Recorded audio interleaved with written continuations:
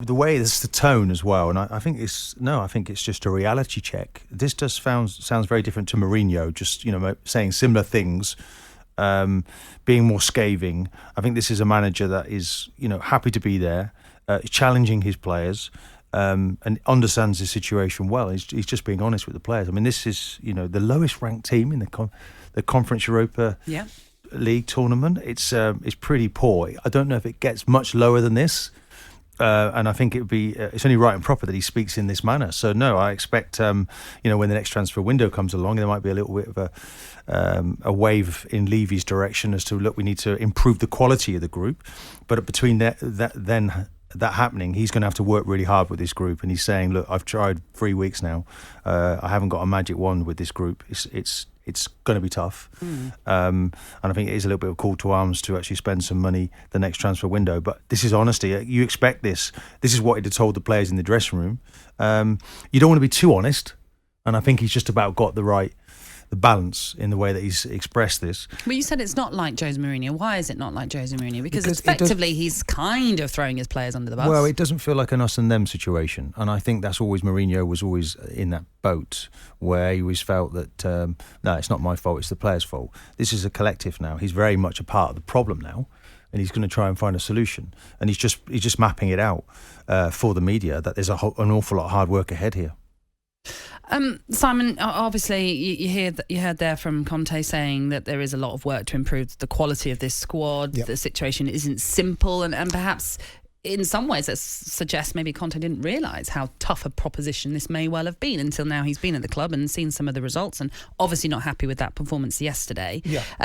If you're Daniel Levy, are you thinking, listen, this is not the right attitude I want to be hearing from my manager, because he's still got a couple of weeks to go until that transfer window opens, and I need him to be very much focused on improving what we have right now? Yeah, I mean, if you're Daniel Levy, you would know what you've signed as a manager. And if you didn't, then you shouldn't have taken him on board, because I don't assume that Antonio Conte has been a shrinking violet in the negotiations for what he wanted from Tottenham, from how much he gets paid, to who he brings with him, to what he expects the support mechanism to look like.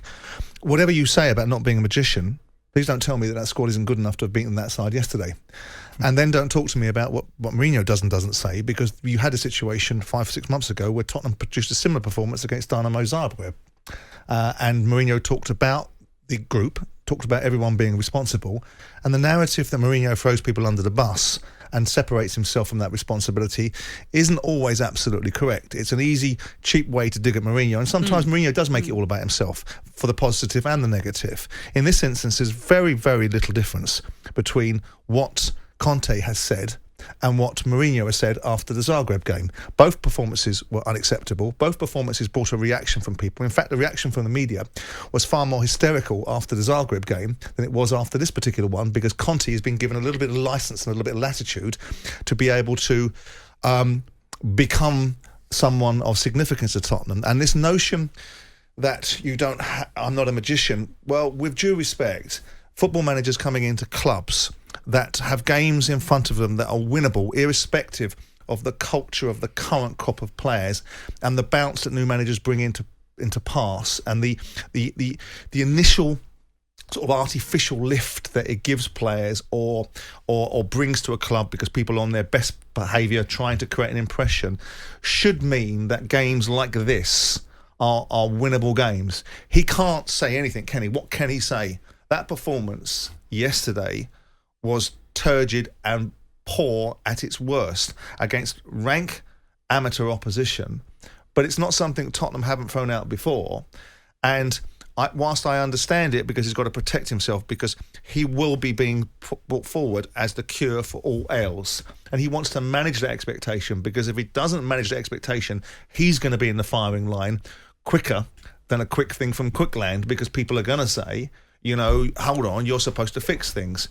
And whilst we compare him to Thomas Tuchel, and Thomas Tuchel is this awful blueprint for managers now, because he's proven to some extent that managers don't need to be given inordinate amounts of time. He's proven that you can hit the ground running very quickly.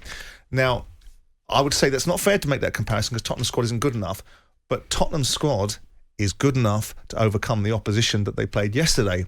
So everybody's in the mix for that performance yesterday, including the manager, because it isn't good enough to lose to that opposition. Now, if you're playing better opposition in the Premier League and you're playing Manchester City or you're playing Liverpool or you're playing an informed West Ham, run that argument.